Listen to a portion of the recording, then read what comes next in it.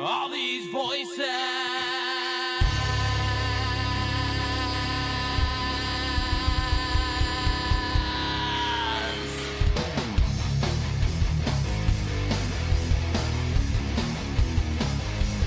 All these voices.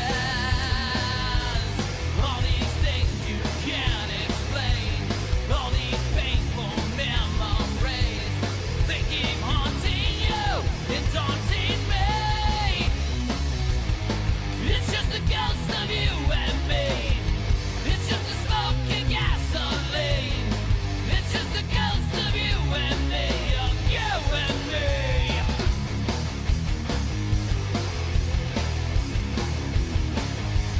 All these whispers.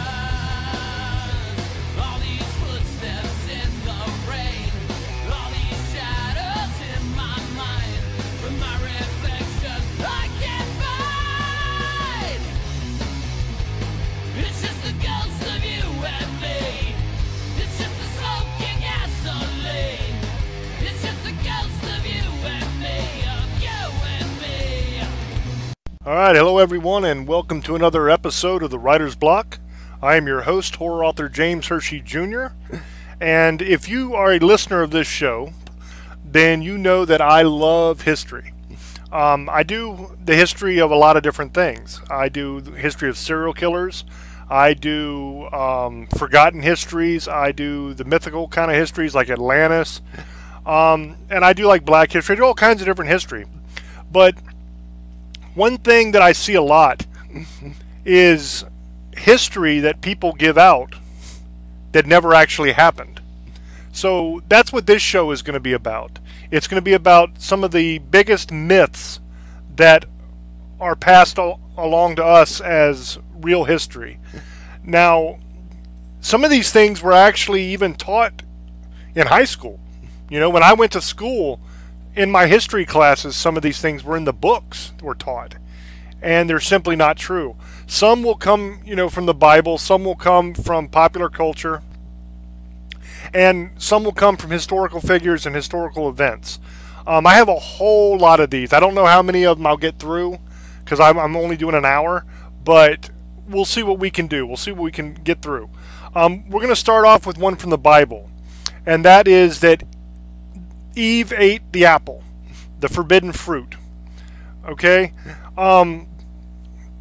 It does say in the Bible that Eve ate the forbidden fruit from the tree of knowledge of good and evil.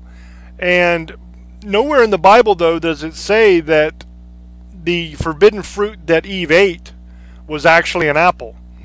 It is simply called the fruit of the tree that is in the middle of the garden in Genesis 3:3, and it's also called the fruit of the tree from the knowledge of good and evil. Now, it might have been an apple, but most likely it wasn't, because apples weren't very common in that area. Because basically, most scholars agreed that Eden was somewhere in the Middle East, in that area, between Africa and the Middle East. And in that area, there's not a whole lot of apples growing. Most likely, it was like a mango, an apricot, a fig, or something like that. But we'll really never know, because the Bible doesn't say that. But yet, we are just told that that is true. You know, that it was an apple. There's a lot of these kind of myths that are in the Bible. Another one is the devil, about how, you know, the image that we have of the devil as being, you know, red, with the goatee and the pitchfork and the horns and the long devil's tail. That's the image that we're always given of Lucifer, of Satan. And that simply is not in the Bible anywhere to be found. Lucifer was an angel. He was God's favorite. And he was cast down because he rebelled against God. So logic would suggest that he's going to look like angels look. You know, he's not going to look like the Halloween costumes that we all know and grew up with. We're going to stick on apples for this next one, and that is Sir Isaac Newton. The fact that he was hit by an apple when he discovered gravity. Now, the story goes that Newton was, you know, hanging out underneath a tree, just minding his own business, and an apple fell out of the tree and bonked him on his head. And from that, it inspired him to come up with the laws of gravity. it's, the story of the apple falling from the tree, it's a good story, but it's most likely it never happened. The story was first published in an essay by Voltaire, and it was long after Newton's death. Okay, before that story was published, Newton's niece, Catherine Conduit, was the only person who ever told that story. And it is almost definitely exactly that, just a story, an invention, a falsehood. We don't know actually how he came up with the theory of gravity, but most likely it was through doing science stuff like math and experiments and stuff like that. I doubt very seriously he was just hanging out, having a siesta under a tree, and an apple bonked him on his head. The next one is that Walt Disney drew Mickey Mouse.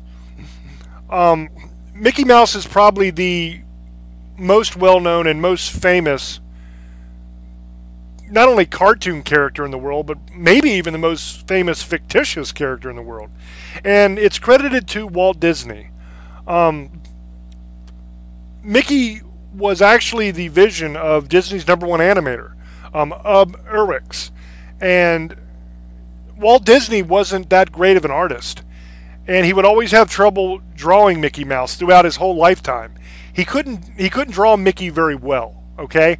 But this guy, Ub Iwerks, he was an amazing artist, and he was a super fast artist as well. Sometimes he would draw an entire cartoon in like a week. He was really unbelievable, and he's the one that actually came up with the drawing for Mickey Mouse. He's the one that actually drew it.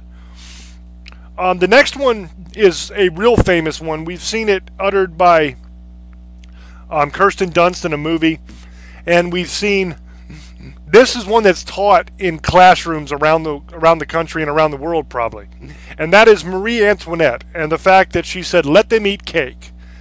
In 1766,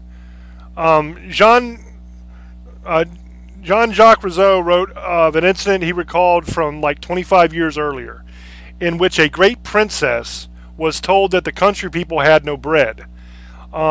And this princess replied, "Then let them eat cake."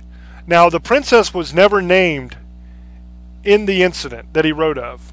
When he wrote of this, Marie Antoinette was only an 11-year-old child in Austria. And the French Revolution did not actually begin for another 23 years. So the myth that she spoke these infamous words was most likely spread by the revolutionary propagandist. And they did this to illustrate her indifference to the plight of the French people and the fact that she was cold-hearted. It was meant to be like, they said, oh, they have no food, they can't eat, they can't feed themselves. And she basically said, screw them, let them eat cake. Which I don't see how let them eat cake is really that bad of a thing. I think cake is much better than bread, If I had my choice between, a loaf of that stale-ass French-looking bread and a nice piece of cake, I'm taking cake every time. So even if she would have said it, I don't see where it was that big of a deal, but she almost certainly didn't. Because like I said, when it was written about, she was only 11 years old. The next one has to do with Van Gogh. And that is the story that he sliced off his ear before he killed himself and sent it to a woman that he was in love with. That is not entirely true. There is a little bit of truth to that. He did kill himself. He only had sold, I think, like one painting before he died. He became a great master artist, in legend after his death. And that's usually the way it works with artists. Not only painters, but writers and a lot of different fields. You usually don't get a whole lot of fame and fortune while you're alive. Usually that's where that whole starving artist thing comes from. Usually you struggle a bit. And then after you die, people kind of realize the genius of your work. If you're a genius. If you suck, then they're going to say you suck after you die too, I imagine. But he spent the majority of his life actually teaching art and dealing art. He only he only spent like 8 years of his life painting. The rest of it, he was just a teacher, and he sold art. And he didn't slice off his entire ear. That's the point of this. He just cut off a small portion of the left earlobe and sent it off. Now, yes, that sucks. It hurts, and it's absolutely kind of nuts. I mean, to say that, well, since he only cut off a little bit of his earlobe, it's not as crazy as if he cut off his whole ear. I wouldn't go that far. I would say that's pretty nuts either way. But he didn't slice off his entire ear and mail it. It was just a little bit of the earlobe. The next one is the Salem witch trials. And the thing about the Salem witch trials is that everybody thinks that the witches, first of all, they all think that the witches were all female. And that's not the case.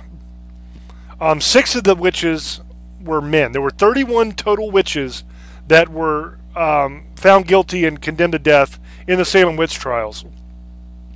150 people were actually arrested for witchcraft, but only 31 of them were tried, and I believe 20 of them were actually executed out of those 31.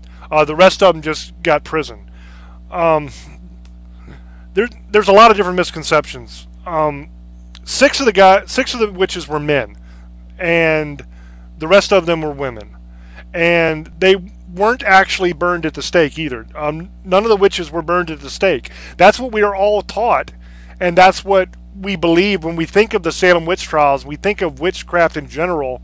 It's always witches being burned at the stake, but it didn't actually happen in Salem witch trials at all. The witch hunters knew that a true witch could never be killed by being burnt at the stake. That's in their writings. So what they usually did was hang them, and sometimes they would crush them to death with heavy stones as well, but usually the way that they would kill the witches was by hanging. Now, being hung, while painful and while it definitely accomplishes the task of killing you, is not as dramatic as being burnt at the stake. It doesn't have that flair that makes a story memorable.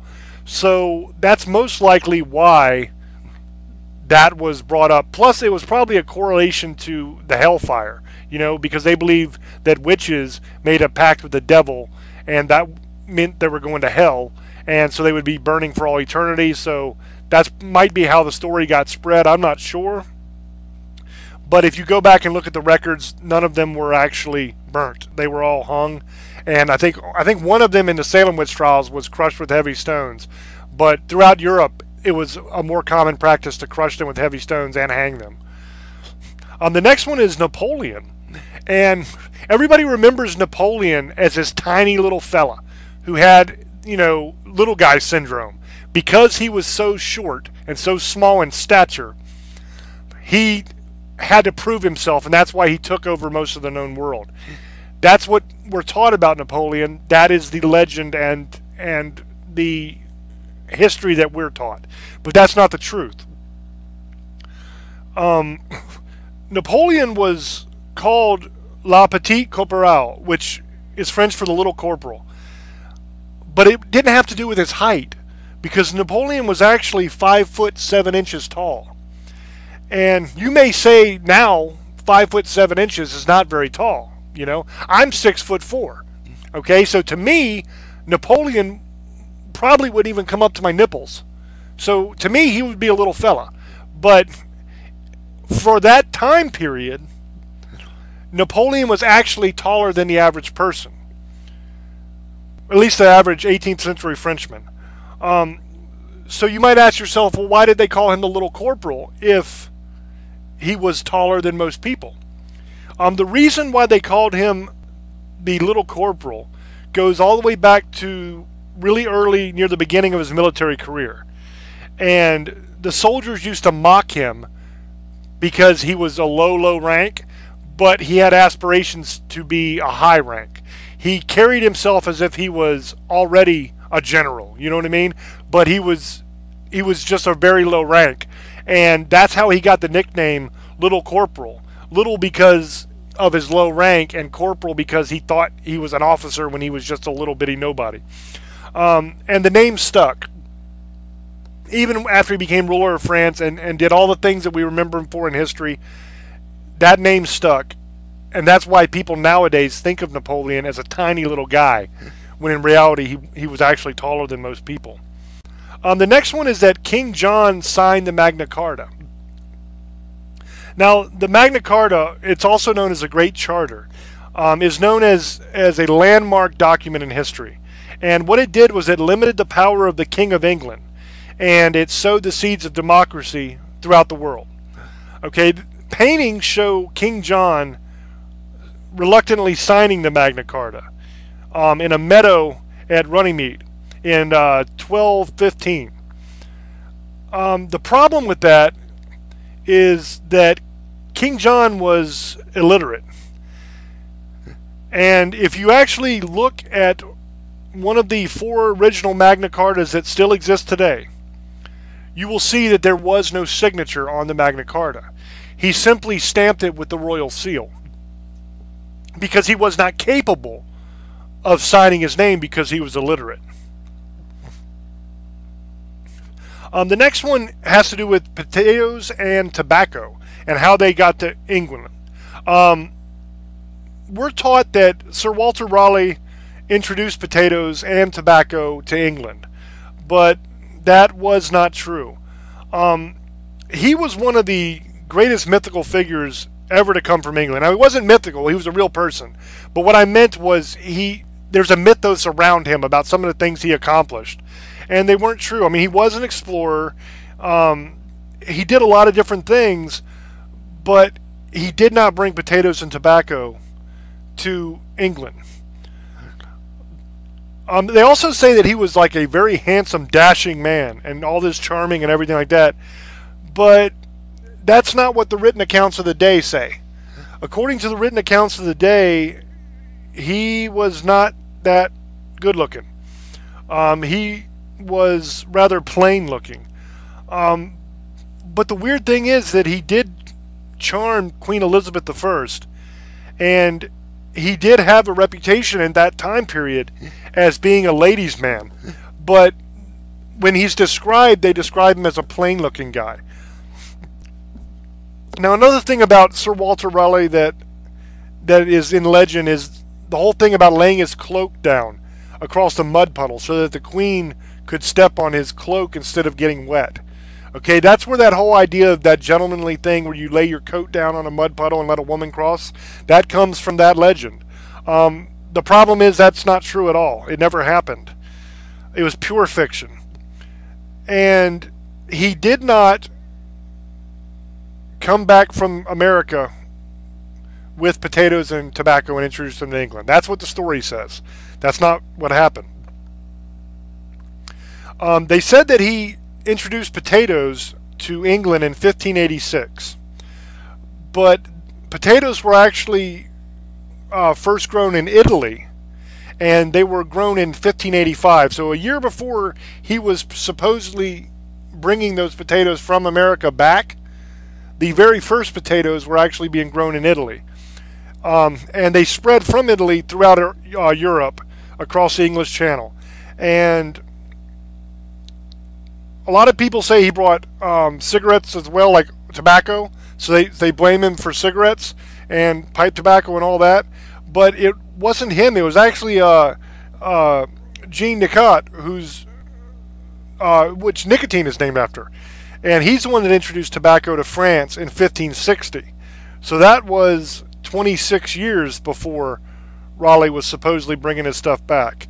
And that also spread to England from France across the Channel. Neither one of those things actually came from America. Now, tobacco was grown in America, but it was never introduced to England from America. They saw that potential for that crop because you got to remember the first Americans, at least the first European Americans, were from England. So they already knew about tobacco. So they saw that that was a cash crop that they could export back once the colonies got going and everything. The next one is about Magellan. And it's the legend that he circumnavigated the world. Now, we're taught two main things about Magellan. And the first is that he was the first man to circumnavigate the world, which means travel around the entire world. And the second is that during that trip, he was killed by natives in the Philippines. Now, those two things that we're taught about him, they kind of contradict each other. Okay, if he was killed by natives in the Philippines, then that means he only made it halfway around the world. So he wasn't actually the first man to circumnavigate the world because he only made it halfway, and he was killed. Now, his second in command, Juan Sebastian Elcanco, he did complete the circumnavigation, and he was actually the first person to circumnavigate the world. This next one is going to be about ancient Rome and Nero. Now, this is a story that I have heard countless times.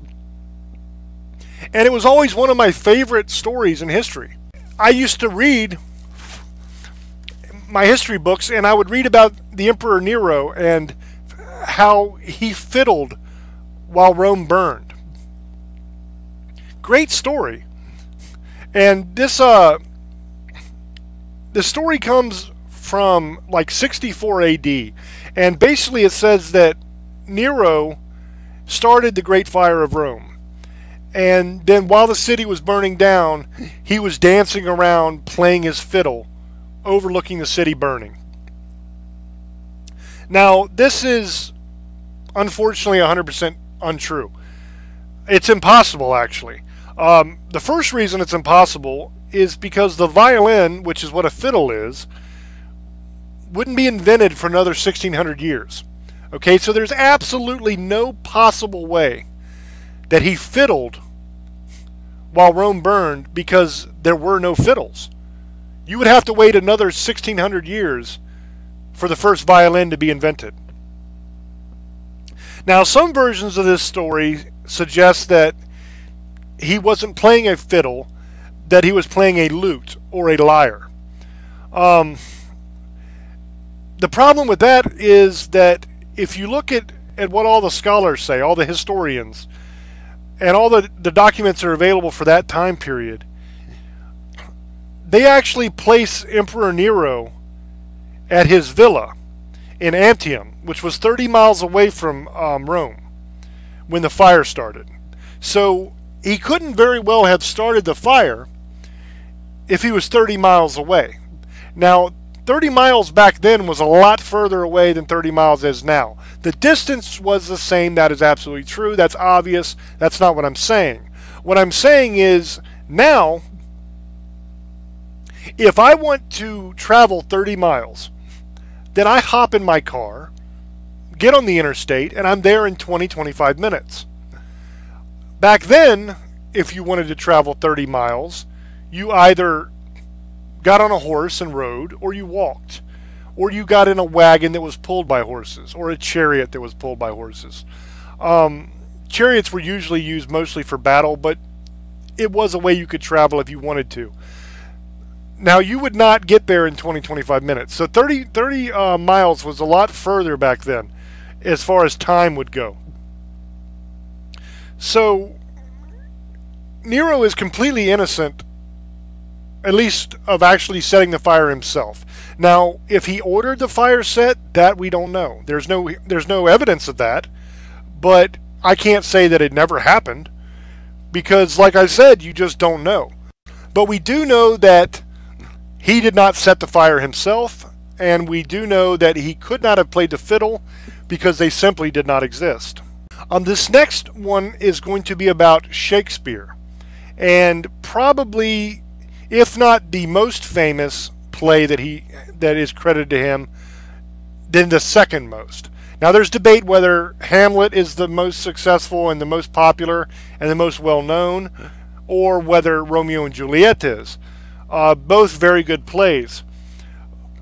But the problem is he didn't write it. Okay, now Shakespeare is known as the greatest playwright who ever lived.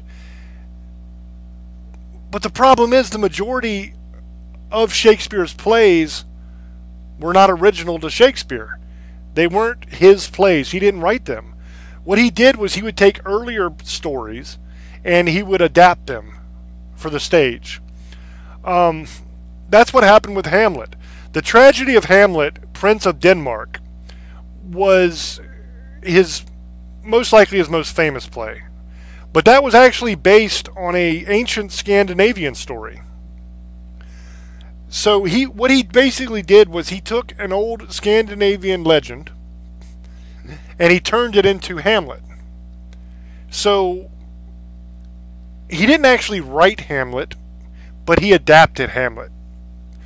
So I would still say that it was most likely still Shakespeare's work, because it wasn't complete plagiarism, because he did adapt it to the stage, and I'm sure he changed a couple things around.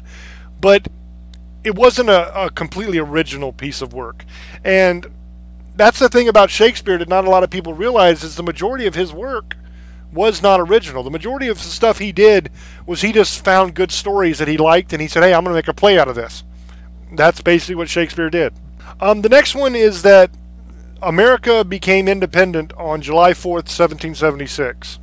Now, they may have signed the Declaration of Independence on July 4th, 1776, okay?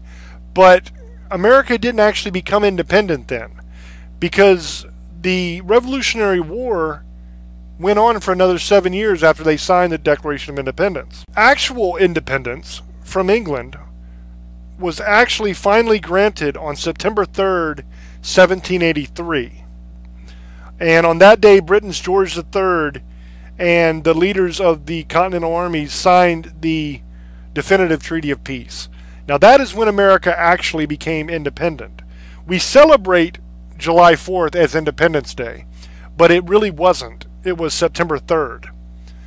The reason we celebrate July 4th is because that's when we first made the decision and actually signed the letter that says, hey, screw you, England. We're not putting up with your crap anymore. We're going to be free. But we didn't actually become independent on July 4th. It was September 3rd. This next one is about Thomas Edison. And it's the idea that he invented the electric light. Now, Thomas Edison is known as the world's greatest inventor. He has more patents than anybody. He has 1,093 patents. And the problem with Edison, and I don't really care much, honestly, for Thomas Edison, because Thomas Edison was kind of a prick, you know? He stole everybody's work. That's what he did. I mean, the feud with Tesla is infamous, you know, about who's going to supply power, whether it's going to be AC or DC. That's a whole nother show I'll do some other time. But Edison was not this genius that everybody thinks he was. Basically, what Edison would do is find people that were actual geniuses who had amazing inventions that they were coming up with and steal them and then patent them so that he could profit from them. This is basically what happened with the electric light. Now,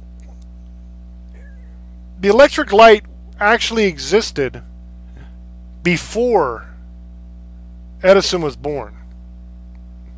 Okay? Now that sounds crazy, but I'm going to explain this to you. 4 decades before Edison was born, 40 years, an English scientist by the name of Sir Humphrey Davy invented arc lighting. Okay? And he used a carbon filament. Now, for many years after that, there were numerous different innovators that would try to improve on Davy's model. The majority of those improvements had to do with the filament, the carbon filament. Because the problem with the carbon filament is it didn't last very long. Okay, it would only burn or glow for around 12 hours before the filament would break and burn out. Now, what Edison did was not invent electric light.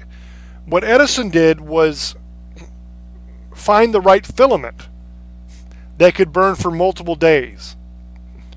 That was an achievement, but he was not the first person to do electric light. And also, Edison went through hundreds of different materials before he found the proper materials to make a light bulb that actually burnt for a long time instead of burning out in 12 hours. The next one on the list is that Columbus proved that the earth was round. Now, people have this idea about Columbus and what he did, and the overwhelming majority of what people think they know about Christopher Columbus simply isn't true. We're taught in school that Columbus discovered America. That is 100% false. Columbus never set foot on America. He made it to the Bahamas. That's as close as he got, which is not America. Columbus also was not trying to prove the earth was round. That's another thing we're taught in school. We're taught in school that in the time of Columbus, everybody thought that the world was completely flat, and that if you sailed too far in one direction, that you'd fall right off the edge. That's simply not true. Columbus did not believe that the earth was flat. That's true. But the majority of people during that time did not believe that the earth was flat. That's a common misconception that a lot of people have. We're taught that in history, but it's just not true. If you look at all the documentation from that time period, most people knew that the world was round. As a matter of fact, American author Washington Irving, 500 years after Columbus sailed to America, he's the one that first portrayed Columbus as going on this voyage to prove that the earth was round. And he said that it defied the common flat earth belief of the time. Now, that's how this idea got started. 500 years after Columbus, an author said, hey, this is what happened. But nowadays, here's another author right here in me telling you that's not what happened. The truth is that most educated Europeans in Columbus's day knew that the world was round. Okay, since the 4th century BC, there was almost nobody that believed the earth was flat. Columbus actually believed that the earth was more of a pear shape. That's true. But he didn't even set sail to prove that. It had nothing to do with the shape of the earth. The reason that Columbus went on his voyage was to prove that Asia was a lot closer than anyone thought it was. And he wanted to set up a faster trade route. That's why Columbus did what he did. It had nothing to do with proving the earth was round instead of being flat. And even in what he was actually trying to prove, he was wrong. And like I said, he never set foot on America. And he ended up getting to the Bahamas, where basically he screwed over the people there, and he wasn't a good guy at all. So this idea that he's a hero is nonsense. This idea that he proved the earth was round, again, nonsense. That was a commonly held belief even before Columbus was born. And he was actually kind of a dick. I mean, I hate to say that, but that's the truth. And the fact that we have a Columbus Day that we celebrate is ludicrous, in my opinion, because he was a failure. He didn't accomplish the goal he set out to accomplish. He didn't discover America. He didn't bring any real new knowledge or anything good. Basically what he did was he found an island, and he screwed over and enslaved the local people there. I mean, that to me is not worthy of a holiday. The next one is about Gandhi, another guy that gets a lot of credit that probably isn't deserved as much as he gets. Now, to most people, Mahatma Gandhi was the most famous leader of India's independence movement. Now, he does deserve credit for promoting the ancient ideals of nonviolence. Okay, it's like, I believe it's called ahisma or something like that in Indian. But most historians agree that Indian independence was actually inevitable. It was going to happen regardless, because there was multiple leaders that were pushing for it and working towards it. So it was going to happen whether Gandhi was there or not. He was just one of several independence leaders. The Indian National Congress was founded as early as 1885.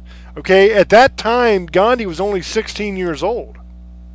So as you can see, this independence movement had been going on since he was a teenager.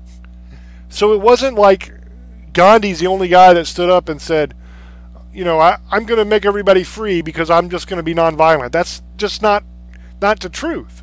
It's a good story, but it's just not the truth. The fact is that it was a struggle that was carried on over many, many years by a hell of a lot of people to get freedom for India. And the truth is that Gandhi's civil disobedience was actually only a very small part of the movement. And there are a lot of historians that say that India would have actually gotten independence sooner if they would have focused on the more forceful methods that had been being used for like 50 years before that. And a lot of the other independence leaders actually still advocated. If they would have stuck to that, then they would have gotten independence a lot sooner. The main guy who was opposite of Gandhi, who was another independence leader who was trying to do it through force, was I'm going to butcher this name just so you know. It's Netaji Chandra Bose. He's revered in India as well. And he was actually more successful and more instrumental in the independence movement for India than Gandhi was. But Gandhi's the guy everybody knows. He gets all the credit. The next one, this is one that's going to blow your mind. And some people might get a little pissy about this at first, but I assure you it's 100% true. And that is the idea that George Washington was America's first president. That's what we're taught. We're taught that he's the first president, and to this day we still count the presidents from him. But it's not true. During the American Revolution, the Continental Congress actually chose Peyton Randolph to be the first president. And under Randolph, one of the Congress's first moves was to create the Continental Army that was going to fight the British. And they appointed General George Washington as the commander of that army. Randolph was succeeded in 1781 by John Hancock, who actually presided over independence from Great Britain.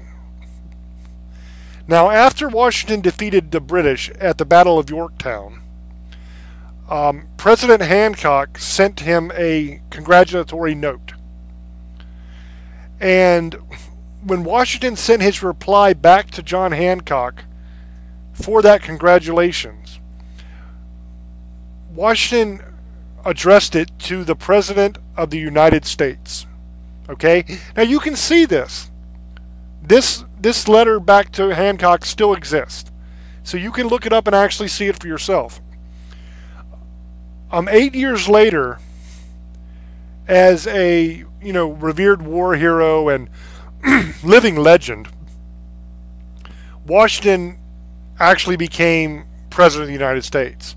Now, he was America's first popularly elected president, the first one that the people voted for, but he was not the first president of the country.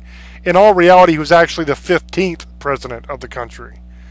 There was 14 other guys before him that were appointed president by the Congress over many years. So the idea that Washington is our first president is not true. Now, if we want to say Washington is the first popular elected president, we can say that. The first president elected by the people, we can say that. If you even want to say that George Washington is the father of our country, I would even say we could say that because he inspired, a lot of confidence in the nation. And there was a lot of people that actually wanted him to become a king, and he didn't. But I would say, honestly, that the father of our country, that honor, I think, would fall to Jefferson more than Washington, honestly. Because Thomas Jefferson was the guy that wrote the Declaration of Independence. or the overwhelming majority of it. You know, him and John Adams pushed him to write it. Jefferson didn't want to write it at first because he didn't think that he was skillful enough to write it. But John Adams wanted him to write it because he didn't think that the Congress would accept it coming from him. Because basically, this is great, because basically John Adams was a first-class prick. Nobody liked John Adams in the Congress. People hated him because he was boorish and he was rude and he just did not have any civility towards everybody else. He had, you know, the decorum of the day for Congress. He was polite, but he was sarcastic and he was kind of a dick. So people didn't really like John Adams that much. So he knew that if he wrote it, that the whole independence movement didn't have a chance in hell because nobody liked him. But everybody liked Thomas Jefferson. So he thought, hey, I'll get this guy to write it because everybody loves this guy. You know what I mean? And they'll actually read it then. So he sat down with Thomas Jefferson and with Benjamin Franklin, and they discussed it. And then Thomas Jefferson went off and he wrote the Declaration of Independence. And one of the greatest documents ever written, by the way. If you have never read the Declaration of Independence, do yourself a favor and read it, because it is an amazing document. People talk a lot about our country and about our past being not the best, but the ideals that this country is founded upon are the greatest in history. You know, read our founding documents and you will find a new passion and a new love for our great nation. Really a great thing. You should definitely check it out. We're going to stick with the Revolutionary War era right now, and the next one is going to be Paul Revere and his famous Midnight Ride, where he rode through the streets yelling, "The British are coming! The British are coming!" and warned everybody and prevented all this massacre and all this stuff. It's one of the most iconic scenes in the Revolutionary War. But in all reality, it's not true. It's not really what happened. In fact, the valiant Paul Revere, riding on horseback, you know, yelling the British are coming and everything, the only place that's really ever actually found in history is in a poem that's titled Paul Revere's Ride by Longfellow. And that actually was written 85 years after the ride took place, supposedly. Now, obviously, Longfellow was not a historian. He's a poet. And he took a hell of a lot of liberties to make Paul Revere look as heroic as possible. But it wasn't real. I mean, the truth is that Paul Revere's ride wasn't seen as that big a deal in his own time. In fact, it wasn't even mentioned in Paul Revere's own obituary. Now, you would think something that famous and something that monumental as we make it out to be today definitely would have been mentioned in the obituary, but it wasn't. They didn't even talk about it. Okay, for starters, he didn't do it alone. Okay, he was not the only guy that rode and warned people. He was joined by several others who helped warn of the British forces coming. We know of at least two other men that also made that ride that night. One was Samuel Prescott, and the other one was William Dawes. So that's the first thing, is that he wasn't the only guy that rode. Basically, I think they sent riders in each of the four directions: north, east, south, and west. Okay, we know who three of them are. The fourth guy, we don't know his exact name, but a lot of historical accounts say that it was a black patriot that actually did the ride. He was the fourth guy. His name just wasn't recorded, but it was a black man that did it. Now, that is going to shock a lot of people because they think there's no way a black guy could have done that in the Revolutionary period. Weren't all black people slaves? Weren't they the scum of the earth then? Didn't we hate them? That's also one of those myths that just isn't true. If you go to the YouTube channel, my YouTube channel, James Hershey Jr., there is an episode I did of the Writer's Block on black patriots of the Revolutionary War. Do yourself a favor, if you haven't listened to that, and give that a listen. It'll blow you away. There were so many patriots that fought for this country and helped form this country that were free black men. The idea that every black person during that time period was a slave is just simply false. There were a lot of black people in this country from the very beginning that never were slaves. They were free. Now, I'm not saying slavery did not exist, but what I'm saying is that not every black person was a slave, and there was a lot of black people that fought for this country in the Revolutionary War to give us freedom and independence from England. There was even an entire unit that was made up of nothing but black soldiers. You don't learn that in history class, do you? But it's the absolute truth. Check out that video that I did, and you will learn so much about this. I went into such detail, and with names and dates and everything. You will really, really enjoy that show. The second thing is that there's no way that he shouted, "The British are coming, the British are coming." That is just from the poem. It's complete nonsense. There's two reasons for that. The first reason was that it was a secret mission he was on. He had to evade the British patrols. So there's no way in hell he's going to ride through the streets screaming, "The British are coming, the British are coming," when he's trying not to get caught. Okay, that never happened. He would ride to places and he would let them know discreetly what was going on, but he did not scream it in the streets. The second thing is the fact that he would not say the British are coming anyway, because the majority of America at that time were all British. That's where everybody came from, was England. And they considered themselves British citizens. Or subjects, actually, British subjects. So all it would have happened if he would have rode down the street screaming, "The British are coming," is everybody would have got confused, because they were British. So what the hell was he trying to say? He wouldn't have said that.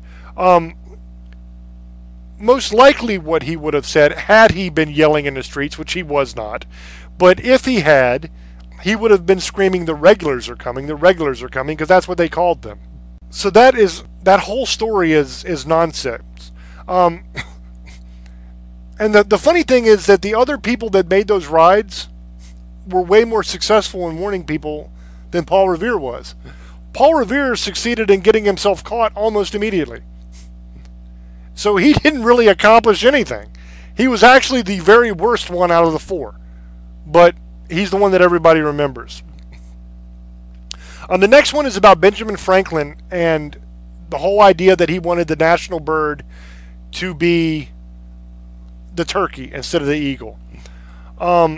This is one of those ones that has a little bit of truth to it, but a lot of myth to it. In 1782, they chose the Great Seal of America with a bald eagle on the front, and ever since then, the rumor that Benjamin Franklin wanted the wild turkey to become the national bird has been, spread out there. There's a little, like I said, a little bit of truth, but mostly myth. Benjamin Franklin thought that the design for the eagle in the original seal looked more like a turkey than an eagle. Okay, that's where this begins. And since it looked more like a turkey than an eagle, he decided it would be fun to compare the two. He didn't like the bald eagle, and he actually said that the bald eagle was a bird of bad moral character. That's what he called it. Because of its tendency to steal food from other birds, and he thought that the turkey was much more courageous and respectable. Even though it looked kind of, vain and silly. It looked like he was a proud bird, because that way it, would puff out his chest and stick up its feathers, and then it was silly looking. So the part that Franklin actually preferred the turkey over the eagle is 100% true. Now, where this becomes myth is the fact that he never actually made that public. Okay, he never said that in public. At least there's no record of it. Where that comes from is a letter that he wrote to his daughter. Now, he did actually make a public suggestion for what he believed the seal should be. And it was not the turkey.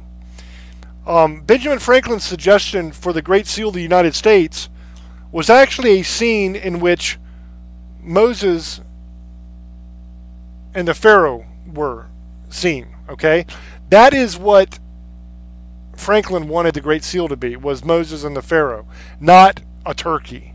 Okay, so that's the part that is completely a myth. We have like 9 minutes left in the show, so I'm going to try to run through some of these really fast so I can get to more of them. The next one is the cowboy hat. Basically, this is the idea that every cowboy in the West wore the big Stetson cowboy hat that we all know and love. That is simply not true. That's not what people actually wore in the Wild West until maybe the very, very end. Okay, because the Stetson wasn't even around until 1865. And it didn't become really popular until like the end of the 19th century. So basically it wasn't worn by cowboys, not real cowboys. There's a famous image of the Wild Bunch that shows you the kind of hats that most cowboys wore, which was the derby hat. It's also known as the bowler hat. The sombrero was also quite popular in that time, and some of the more fancy guys would have been wearing a top hat. The next one is the War of the Worlds. Everybody remembers that. It was a radio show done by Orson Welles that's based on H.G. Wells' book, The War of the Worlds. The story goes that he did this radio broadcast, and it caused this widespread panic around the country. Everybody freaked out thinking that the Martians were coming, we were being invaded, we were all going to be eaten alive or whatever, and there was a massive panic. Not true at all. Now, there might have been a few people that actually thought it was a real report, but those people should have been wearing helmets and flippers because they were not very smart people. Because the truth is that every single commercial break, they said that it was fake, that it was a dramatization, it was not real, that this was not a news report. Also, not very many people actually heard the original broadcast because it was on a show that wasn't very popular. And it was up against a whole lot of other popular shows during that time frame. And so the actual people that listened to it was very, very low. So that whole idea that it caused this huge panic is completely false. And it comes from the newspapers of the time, because there was a rivalry going on between newspapers and radio, because radio was becoming popular and newspapers had always been the way people got news and entertainment, and now it was becoming radio. So they were trying to smear radio as being dangerous, and that's where that story comes from. The next one is the idea that during the stock market crash of 1929, that all the Wall Street people were jumping off buildings, killing themselves. All the bankers and brokers were just committing suicide by jumping out of windows into tall buildings and stuff. That's a myth as well. The suicide rate in New York in the months that followed the crash actually went down. And that makes sense because it's really common after a tragic event. People usually just don't kill themselves. It actually goes down. Now, several prominent figures did commit suicide during that time, but it wasn't by jumping out of windows. There was only 2 people that actually jumped out of windows after the crash. That's all. So the idea that it was these massive, amounts of people jumping off buildings and killing themselves because of the crash is nonsense. The next one is about pilgrims and the way they looked. If you are asked to describe a pilgrim, then most likely you're going to say that it's a person that's dressed in a simple black and white outfit with buckles all over it and a real large hat. Okay, that's how we think of the pilgrims. That's not how they dressed at all. They came from England, so they dressed in the Elizabethan clothes that were common in that era. The records from the Mayflower, such as like wills and cargo logs and all that, they give us a good idea of pilgrims and what they wore. They liked colorful clothing, and they actually brought a lot of dye with them to America, the New World, so that they could dye their clothes that they made there a lot of bright colors. They also didn't wear buckles at all. The reason was because buckles were very, very expensive. Lace was a lot cheaper. So usually when they wanted to accessorize their outfits, they used lace, not buckles. We got about 4 minutes. The next one is that the idea that gladiators fought to the death constantly. That's not true. There were deaths in the arena, but it was a rare thing. The majority of gladiators did not die in the arena. They did get wounded. There were fights to death on rare occasions, but it was not the norm. The majority of people got wounded. Even if they lost, they were spared, they healed, and they went back and they fought again. You got to think about this logically. They were the prize fighters of the day. Okay? Now, somebody like that is a valuable person. They're worth money.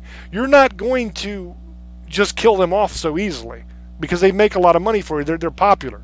Now, there were a lot of deaths in the Colosseum, but usually they were Christians being fed to lions and chopped down and stuff. And there were a lot of criminals that were executed in the Colosseum and arena as well. But usually the gladiators weren't the ones that were dying. The next one is the idea of gunfights in the Wild West. The idea that they happened all the time, that you would go out there at high noon and draw and you would pull your gun and shoot. That almost never happened. That was something that comes from film and paperbacks and stuff like that. But it did not happen very often at all. And the last one I'm going to talk about, because we are pretty much out of time, is probably the most famous myth of all time. And this is another one that has to do with George Washington. This is the idea that he chopped down the cherry tree. We've all heard that in school, and we've been told that so many times, where, George Washington chopped down a cherry tree, and he was asked, "Did you chop down this cherry tree?" And he said, "Father, I cannot tell a lie. It is I who chopped down that cherry tree." That is complete rubbish. It absolutely never happened. Complete, total myth. Another myth about Washington is that he had wooden teeth. That's one that's told a lot as well. He did not have wooden teeth. He had porcelain teeth. He had some ceramic teeth. He had teeth made out of bone and all kinds of different teeth. But he did not have wooden teeth at all. That's another myth. And I'll close with this. A very fun fact about Washington. Washington loved ice cream. Absolutely loved it. So much so that he spent over $10,000 in one single summer just on ice cream. Now, $10,000 then is equal to several $100,000 now. So imagine that, spending several $100,000 on ice cream in one summer. But Washington was not a chocolate ice cream guy. He was not a vanilla ice cream guy. He was not a strawberry guy. He would not have enjoyed very much the Neapolitan ice cream that we like today. The flavors were a little bit different back then because ice cream was basically homemade. And the flavor profiles of those people were a lot different. His favorite ice cream, are you ready for this? This is terrible, was actually oyster. So the majority of that $10,000 that he spent on ice cream was spent on oyster flavored ice cream. Yummy. So that's about all the time I have. I have less than a minute. I want to thank you guys for listening, and I hope that you learned something from this show. I hope you enjoyed it. There was a hell of a lot of myths that I didn't get to. I apologize. I made a list yesterday of all the myths I could think of, and I admit it was very ambitious. So I didn't get to them all. But I appreciate you listening. Thank you. And until we speak again, love many, trust few, and do harm to none. Bye-bye.